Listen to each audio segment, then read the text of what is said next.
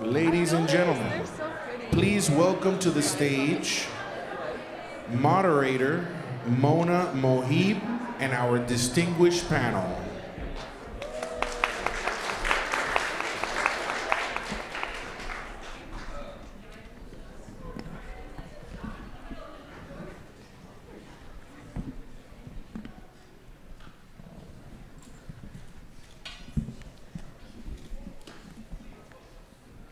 Good morning, everybody. It's so wonderful to see everyone. Thanks for joining us. I have a swivel chair, so that's very dangerous for all of you. It is my great pleasure to moderate this discussion this morning entitled Protecting Women's Rights and Fighting for Gender Equality. My name is Mona Mohib. I am here in Washington, D.C. I'm a senior vice president at McGuireWoods Consulting, where I do government affairs with the Congress, the Biden administration, and with elected officials around the country. I am also on the board of APAICS. Thank you, Madeline. A great honor for me. And for the purposes of this discussion, I am the mother of a 12-year-old girl. So I have a very vested interest in hearing from our panelists. One point before we start. A lot going on over the last couple of years, obviously. A lot of our kids have grown up a little earlier than they probably should have been more aware of issues, maybe wouldn't have been necessary for a 9, 10, 11-year-old. Our children that are been raised during pandemic racial strife. And last summer, my daughter and I were walking, and she took my hand, which is, if you have a 12-year-old, very unusual.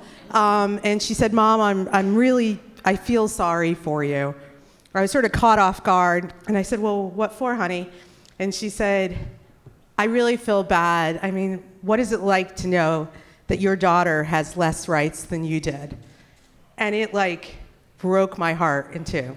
So of course you have to pivot quickly, and I said, "You have rights, and the reason you have rights are because there are people who are out there fighting for them. There could be no better panel for me to be on than with these incredible, incredible women. So my job is just to keep things moving and really get out of the way. So I think what I'll do is maybe instead of me doing introductions, why don't you all introduce yourself? And then maybe talk a little bit about your organization and what you guys are working on. And then we've got a series of questions. And then, of course, we'll leave time at the end for Q&A. Shwetika, would you like to start? Yeah. Hi, good morning, everyone. Thanks for having me. I'm Shwetika Bejo, the Senior Director of Campaigns for Planned Parenthood. We have several entities where we do the work.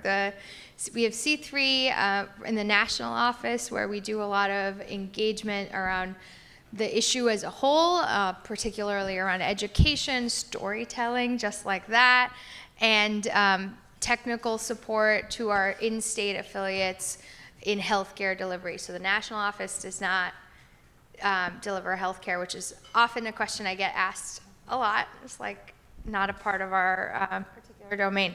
But then we also have C4 advocacy, electoral, and social welfare work, where we do everything from advising states on state ledge fights, on governors and administration work, doing ballot initiatives, doing all kinds of legislative campaigns to fight back bills. As some of you in this room, I'm sure, have been aware, our most recent unfortunate loss last week with North Carolina is a good example of the kind of C4 work that we definitely get involved in. And then we also have electoral branches that we engage in. So we've got a federal PAC that works on the coordinated side, and then I run the IE side, which is the Independent Expenditure Super PAC. So we really engage on this issue at every level that is available to us. One of the things that separates Planned Parenthood often, and what its brand is essentially holds its power from, is the in-state healthcare delivery. And that is part of the mission of Planned Parenthood, that it shouldn't matter who you are or where you live. If you need care, you should have access to it. And I'm excited to talk more about that. Thanks, y'all. I'm Shrita Gruberg, she, her pronouns. I'm the Vice President for Economic Justice at the National Partnership for Women and Families. For those of you who are not familiar with us, we are a 50-plus-year-old women's rights advocacy organization. If you have ever had your job waiting for you when you came back from parental leave or taking time off to care for yourself or your family, that is us. You're welcome for the Family and Medical Leave Act. And many other partners and years of effort, but we just celebrated the 30th anniversary of this important legislation. We have two main program areas, health justice and economic justice, and as I'm sure everyone in this room knows, these are two issue areas that are very closely linked, and when we're talking about abortion and reproductive rights broadly, that's definitely one of those places where the two areas are so integral to women's lives, our well-being, our families, and our futures. Our main theory of change really is that if we focus on the folks most marginalized within our communities, that's how we make progress, because otherwise they are left out. So we're very intentional about the issues that we're fighting for, and the policy approaches that we're putting forward are those that are going to have the greatest impact on women of color, on disabled women, on queer and trans women, and the folks who are living at the intersection of those issues. Hi, everyone. I'm Yvonne Gutierrez. Very nice to be here. I'm with NARAL Pro-Choice America. Most of you might be familiar with our national president, Minnie Timoraju, who is an absolute rock star and could not be here. So I'm glad that I was able to attend and try to represent her because she's such an amazing talent. And NARAL Pro-Choice America is an over 50-year-old organization. I should also say Minnie is on the board of NAPOF, which is another badass org, a repro justice.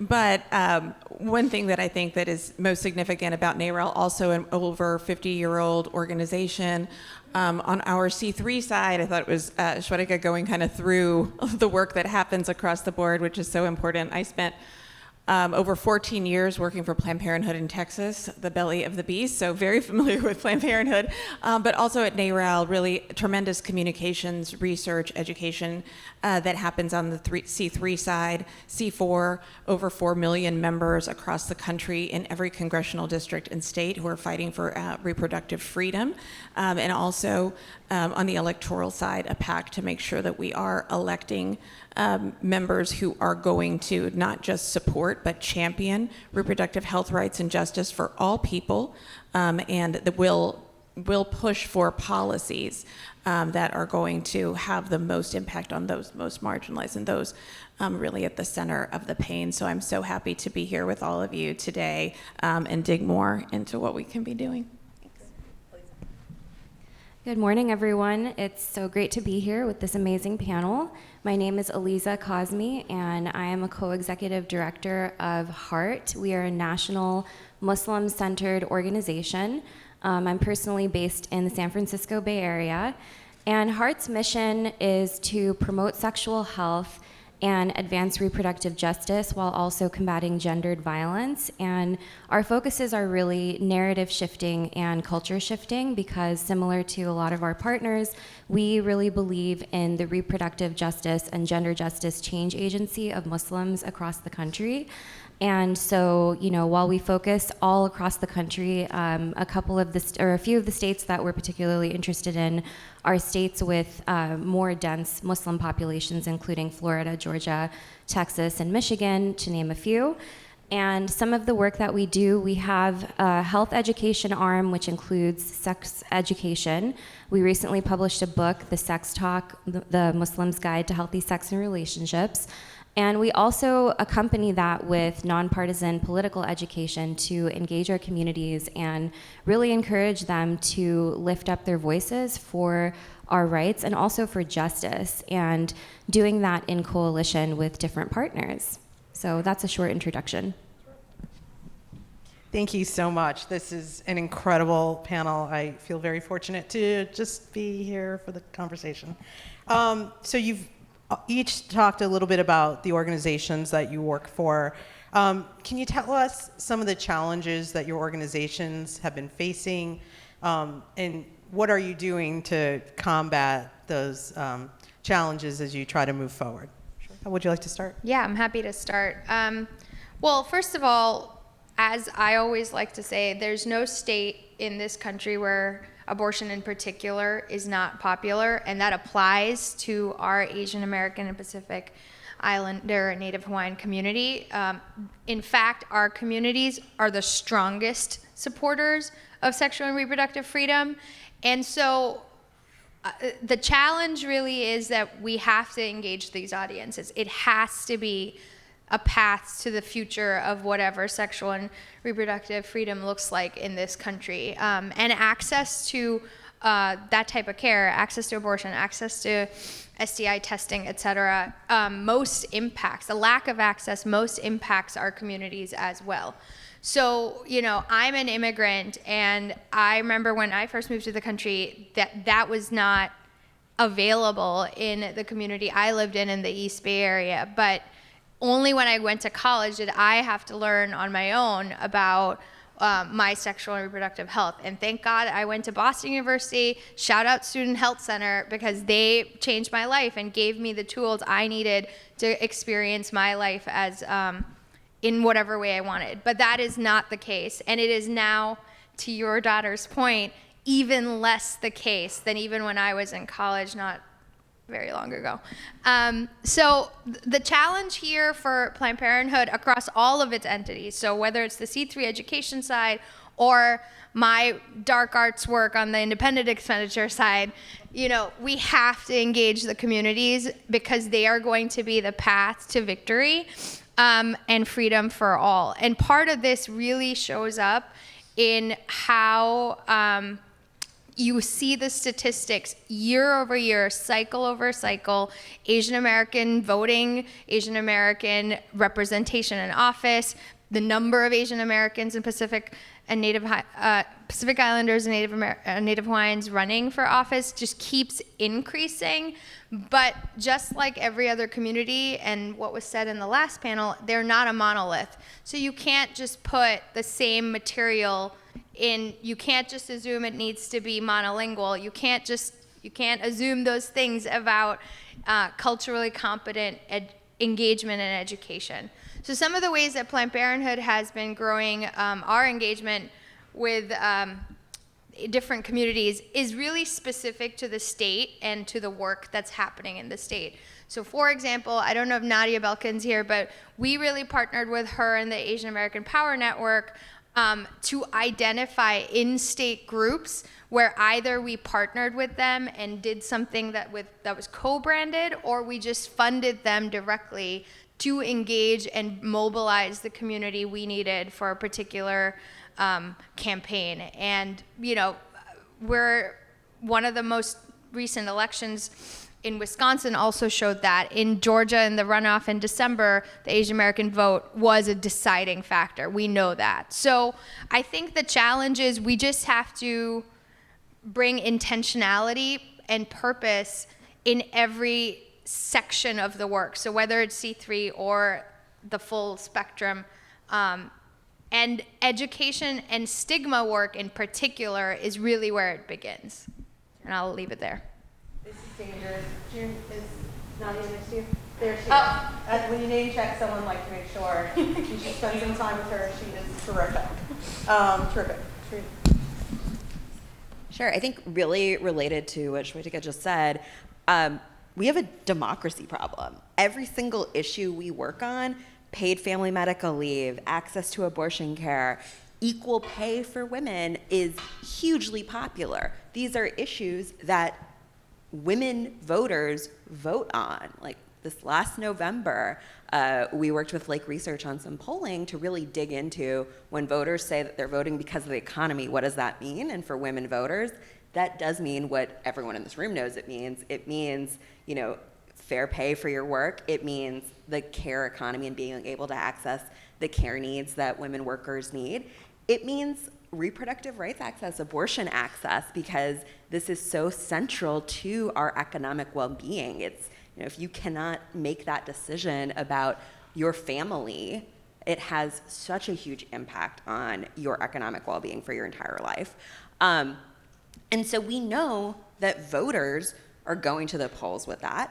That's why we saw such a huge turnout in the midterms, and expectations that Republicans would sweep never came to fruition. Now, there's still a lot of men out there who don't really see the political power that we have or what happened. But there's a huge gap between public opinion support for our issues and what elected officials see as their jobs, because they feel real safe. And there's a stereotype that AA and HPI folks kind of only live in the big cities on the coast, but the reality is that's not our experience. We are across the country, and when we see these abortion bans, they are disproportionately hurting AA and HPI women, where we did an analysis of the states that these women are living in, and for the most part, 1 in 4 AA and HPI women are living in a state that either has a ban or is on the precipice of having a ban. And when we dig down into different demographics, Indian women, Pakistani women, Bhutanese women, Laotian women, we're talking about 1 in 3 are in a banned state. And so what does that mean for your economic well-being, your family's health, your ability to survive? And the other layer of it is, it's not just that these states are going after their reproductive rights, but they also are states that don't have fair pay, that don't have paid leave, that are failing across the board to give these women the supports that they need. And so it's not just that AA and HPI women are in blue states and fine, but that those of us in our community, especially, immigrant communities, refugee communities, the folks who really are not able to, sustain or live through these attacks, are those who are most targeted and most at risk. And so we're really struggling with how do we center and effectively support folks who are facing the brunt of attacks on all fronts right now. Yeah, no, thank you. And I think both to Shweta and Shrita's points around where women are sitting, and many people who can get pregnant are sitting in these red states. I think about my work with Planned Parenthood in Texas, and especially in Houston, where we had a, Vietnamese, ensure that all of our materials were translated very well, that we had staff in the clinic who represented them. And I'm just thinking about how, in a state that is as restrictive as Texas, how those women must feel in this moment, knowing that there's no access. And so many of these women also feel like, is my vote going to count? And especially when you look at a state that is really, in the governorship, the state legislature is really so restrictive and attacking all of our communities really blatantly. And I think, to that end, we have politicians in red states and all across the country who are just really going on the straight up attack, whether it is behind closed doors or, broad daylight, of attacking our communities. And I think that there's, while this is a huge challenge, this is also an opportunity, as what they spoke to. Like, we know that our communities support reproductive access, reproductive freedom. We know that they are there. It is the connection, it is the mobilization, it's the communication, it's speaking to people in a way that it is going to mobilize them and that they understand and they relate to. And that takes a lot of time, it takes a lot of resources. And that is also part of the challenge, right? Like, it's, not only are we kind of like these big bad wolves here that we are trying to fight, but then it is also the resources in order to get to our communities who we know they've got 100 other things that they're worried about as well, trying to live their daily lives. And this is a huge part of it. And so it's an opportunity, a challenge, an opportunity, I feel like, for us to, let's not get derailed on the fact that we might feel that, whether it's disinformation, or it's, kind of an apathy will impact people. We need to be focused on how we can mobilize people to bring about the changes that we're going to need to see across this country, and making the connection to what we actually have in our power to change. Yeah, so much of what has already been said really resonates with me. And just to uplift, that our communities are not a monolith. Muslims are 6 out of 10 Muslims are foreign born. We are the second largest faith community in the South. We're also the most ethnically diverse faith community in the country, and actually over half of Muslims in this country do support access to safe and legal abortion.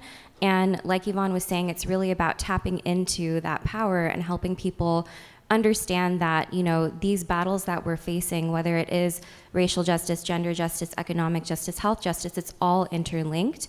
And I think a lot about resources. We talk a lot about specific issues and legislation.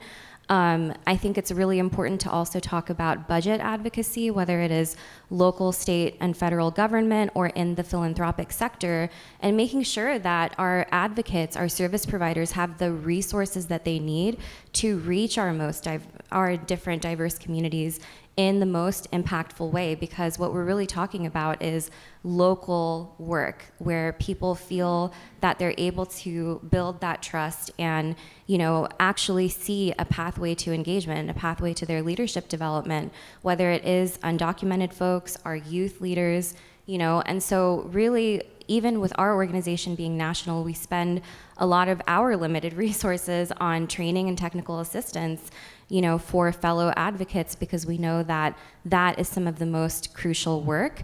And especially because bodily autonomy is not an issue that just popped up for our communities. We have been dealing with this for generations, right, in this country, and before that in other countries. And, just a few days ago, who made a comment about bringing back the Muslim bans. And so we're really trying to work with our communities to help folks understand that, whether you have a uterus or you don't have a uterus, whether you live in an impacted state or you live in a less impacted state, this issue is something, gender justice and reproductive justice are issues that you are at the forefront of and you have, change agency in, and we invite you to unite with your community because that is actually going to maximize the impact of our different advocacy, the community. That was fantastic. I'm already feeling uplifted just by knowing that these folks are out there for us, which ties in nicely to my next question about what does the future look like for women's rights? I know, loaded question, and no easy answers, but what does it look like for women's rights, for reproductive freedom, for gender equity, and what are some of the things maybe we could get excited about as we think about what's ahead of us? So, Liza, do you want to start? Sure. I think that we've already been doing a lot of the work, that is needed. And it's a matter of, like I was starting to say, investing in leadership development, including of young people and people who are most impacted, who are closest to the issues and closest to the solutions. And so, as an example, with our organization, we have been really trying to push that reproductive justice is inherently Islamic, trying to connect it to some of their foundational, identity values as Muslims in America, and helping do that kind of combination of health education and political education folded in. And we are also, as we approach the anniversary of the Dobbs decision, we're going to be putting out an updated systems advocacy guide, which initially I was calling a policy agenda, but that's really not accessible to a lot of people in our communities. So that's building on different policy agendas that are already out there, including NAPOF a couple of years ago had led, they're always doing amazing work, but they had led a coalition, API reproductive justice agenda, which if you haven't already seen that, I encourage you to look it up. We're also a part of a coalition called Muslim Abolitionist Futures, which had put out an agenda. But what we're really trying to do right now is help show the community that, there's both the legal and legislative routes, and there's also the community route. And so you can start to engage wherever it makes sense to you.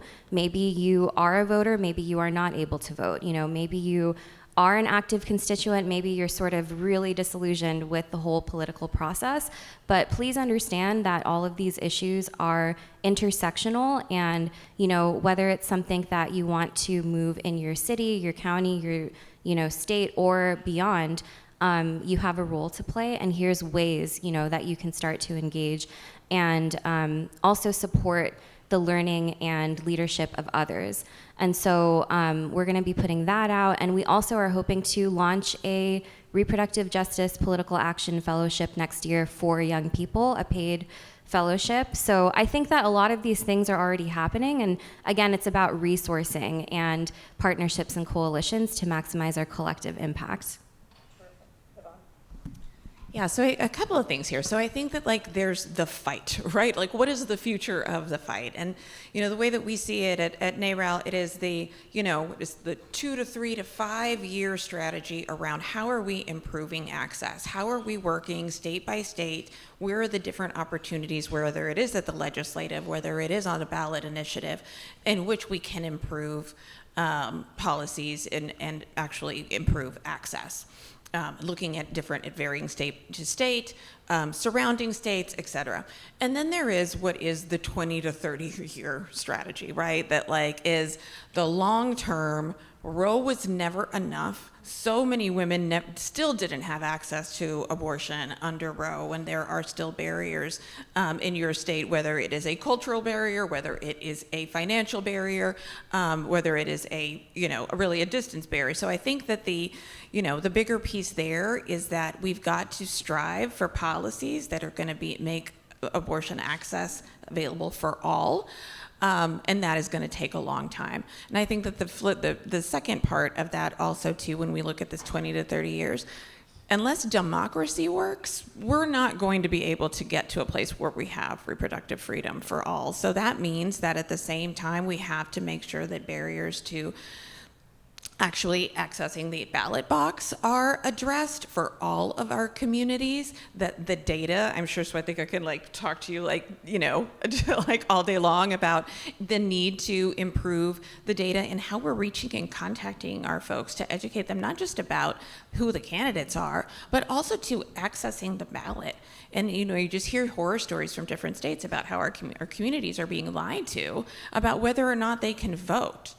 And that is something that has seriously got to change. And as we all know as well, court reform. So that sounds like, oh my gosh, wonky, I don't even know where to start. But one thing that we do know is that there are huge ethics reform opportunities that we have as it relates to the courts. Because when we have courts that are stacked against us, that are stacked against democracy, and that were put in place with really not strong laws in place in order to get folks on the bench, we have to be thinking about who do we need to see on the bench. And I think that we've got a huge opportunity. Young people, are way past us. They are 10 steps ahead. They are I'm the leader we need right now. And that's exactly what we need. And they are so as it relates to rights and justice, they are at the center of it, and they don't question, they don't worry about what the old white man in power is saying. They are nope, I got it. And so that is really where the future and where we can follow is by following their lead.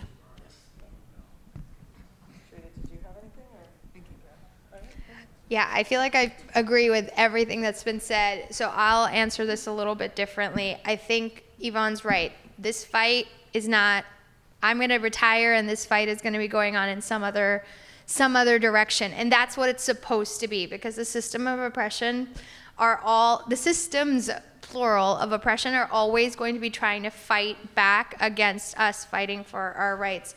So one thing that I will offer to this group is also challenging our internalized systems of oppression within our communities and within sometimes even within the community of the community. And I think those interpersonal and even familial dynamics of gender, of power, of classism, of casteism, whatever type of segregation in that way, of anti-blackness, if we leave that going unchallenged, or all of those things in our interpersonal lives are going to just be a fractal of what's happening at the national and even global stage. So I think the Trump era, one of the stories philosophers will say about it 100, 200 years from now, is that's when the fascism that was bubbling under the surface of the globe burst open, and that mess is still waiting to be cleared up. So I think if we don't do that internally in our own lives, we don't have hope of fighting it at a national or global level.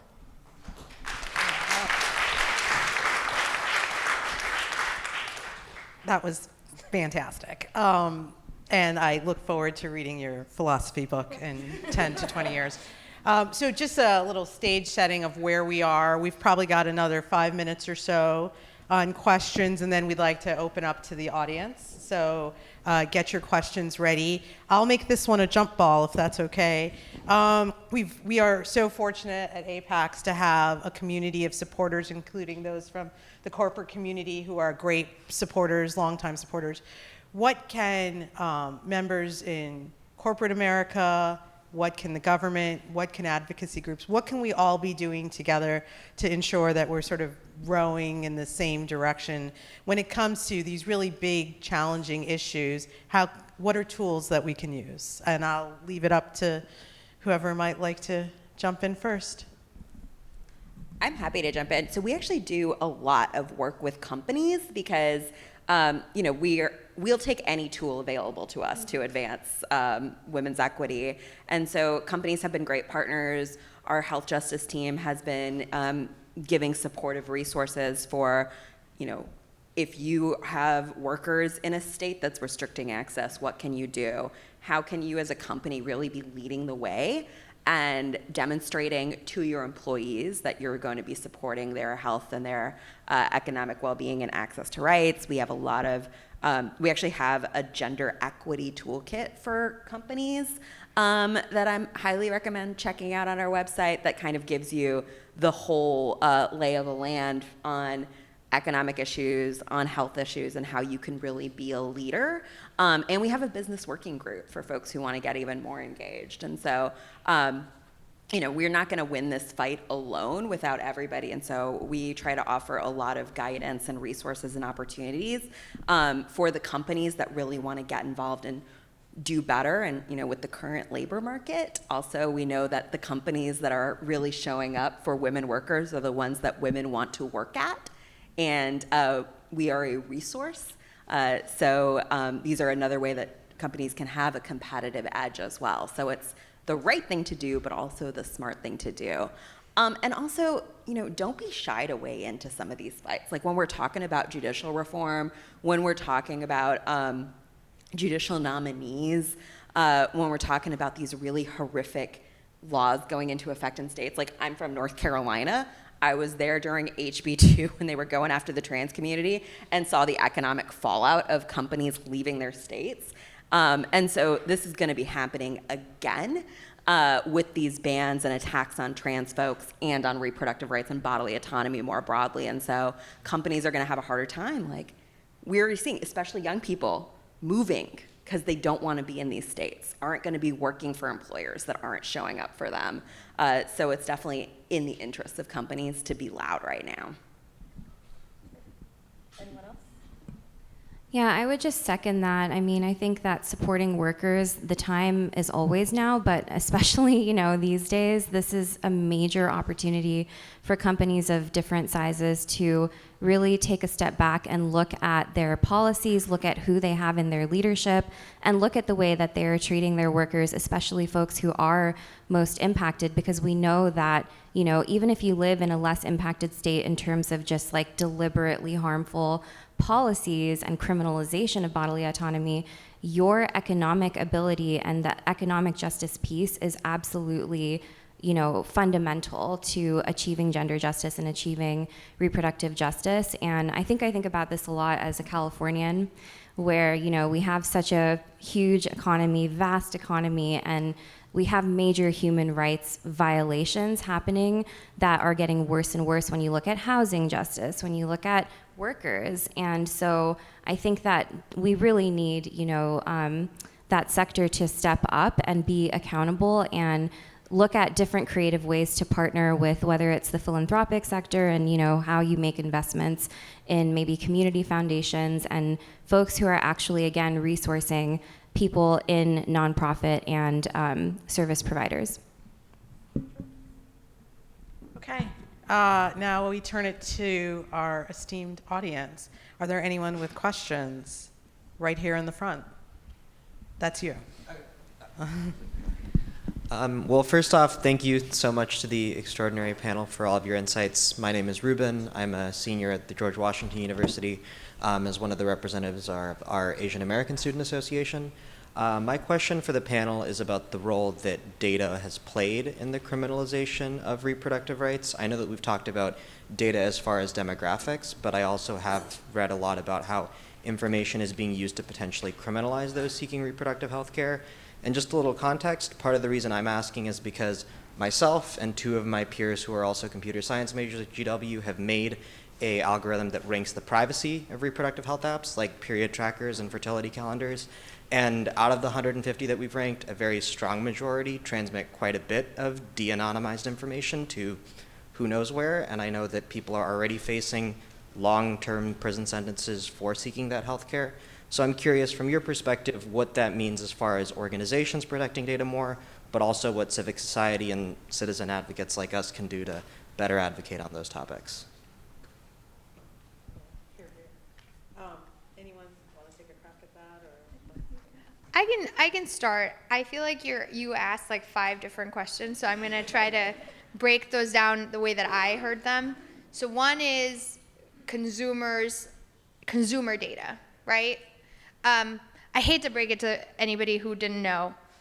Nothing is private, right? Like, you're on Facebook, your data is global. You're on Instagram, even TikTok, even though I love TikTok, your data is global. So you're being tracked no matter what, but I do think that your point around criminalization is a different one. Consumer data is being used by everyone. And as more and more of our life goes online, if our legislators and Congress don't have the technical expertise to understand it, it's going to remain open. And whether it's Cambridge Analytica in 2016 or the mass genocides that are being cultivated on social medias in other countries like Myanmar, like that stuff is now part of our reality. But the criminalization portion is actually a really fascinating one.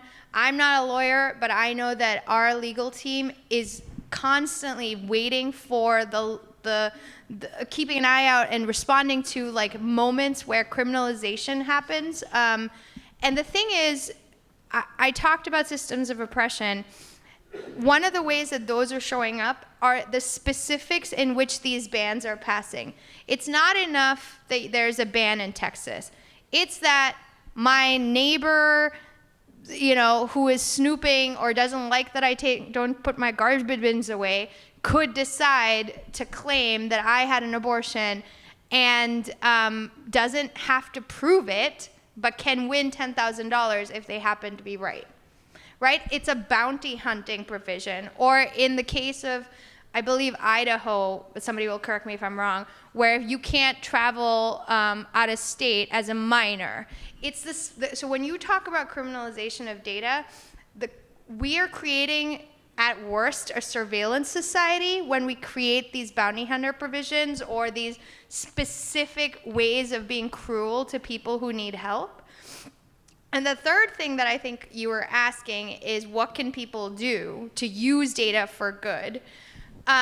And I think that is the question for everyone in this room to take back to their own purpose. I will tell you from the electoral perspective, we use data very intensively to target voters and to make sure that the way that we are communicating about the issue is to mobilize them and to affect them on a personal level, because we know the personal is political.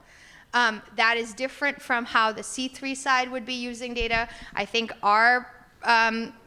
we take privacy and data rights very seriously at Planned Parenthood Federation. So I know that team has a different response to this. Is that kind of covering what you asked? Okay. Oh, I just have one quick add on something that folks can do right now in data privacy. The Department of Health and Human Services is redoing their rules around HIPAA and law enforcement's use of HIPAA, which is the health privacy law, and being really clear that when they say that law enforcement can have access to health data, that's an exception in certain circumstances, that does not apply to targeting people for accessing reproductive health. And that's open comment period really important for them to be hearing about why this is so important. And like you in particular, with all your knowledge and data on misuse, I think they'd really love to hear from you. So highly recommend going to federalregister.gov or regulations.gov and weighing in on these really important protections. Is there one more question?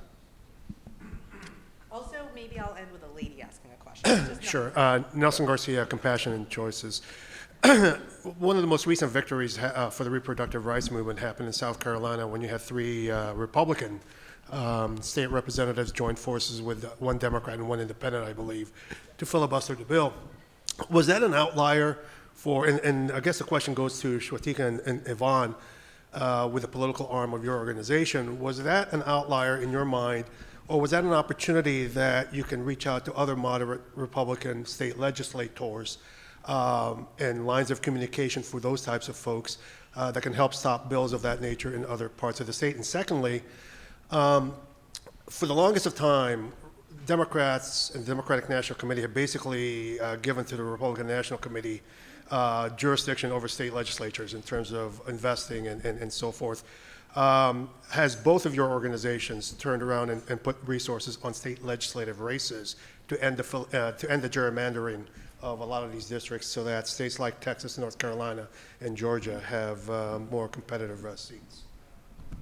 I'm happy to start. So to your first question, I mean, I think that was an anomaly, kind of. But like, is anything ever off the table? No. I mean, I think that is where there is compassion, where there is actual, people who are trying to understand the issue. Like, there is always going to be political calculus that happens around every, vote, around every, filibuster opportunity, what have you. But I think that it is important for us to, I think that when you're continuously looking across the aisle and nobody is coming up and so you're not acting, I don't see the point. But when there is real political will, 100%. And I think that, to your second question, state legislative races are extremely important. And I know we invest in them, as does, Planned Parenthood Action. And when the gerrymandering and, coming from a state like Texas, that is, you can't beat that. And I think when people really start understanding the way in which the architecture of redistricting and gerrymandering has happened, that it feels very hard to beat and overcome, but we can't stop. That's where you look at these like statewide wins. But even when you have those legislative districts in a state like Texas, they drew these maps that were so terrible, though you would never be able to, one party or the other would never, one or the other party would never be over the other party. Sorry, not enough coffee. But then you see like the demographics of different regions changing, right? And you see like younger people moving outside of the Dallas area or outside of the Houston area. And so then that changes a bit, but that's why just investment in these races and in these states is so critically important, because you're never going to, we have to keep trying. We just have to, as restrictive as it may be and seem. As I knew, we blew through the time. We were doing so well. And so we are over time, so I'm happy to cut my remarks because you've heard enough. I think some folks will be outside if there's anyone who didn't get a chance to ask a question, although I believe Madeline's next, so don't leave. Make sure you listen to her. But I think we might be able to hang around a little bit if anyone had any questions they didn't get a chance to answer. But this is an incredible panel. I think there's a lot of high points. One, we are not a monolith. I think we all know that, but always important to reinforce. Two, that great point. We have our own advocacy to do within our own communities and frankly within our own homes to sort of break through sort of what is tradition but not accurate. And three, we need to really target our messages. I mean, we need to sort of talk to people who they are and where they are. And one person who is the same somewhere else but in a different location, it doesn't even get the same message. So the future is hard but incredibly bright. I feel I can now face my 12-year-old full of optimism and vigor, that there are incredible people for this panel, 4 incredible women who have been in the fight, who I pray and hope will stay in the fight, and let us know whatever we can do to help each of you as you move forward. But big thanks to this incredible group of women. Thanks so much.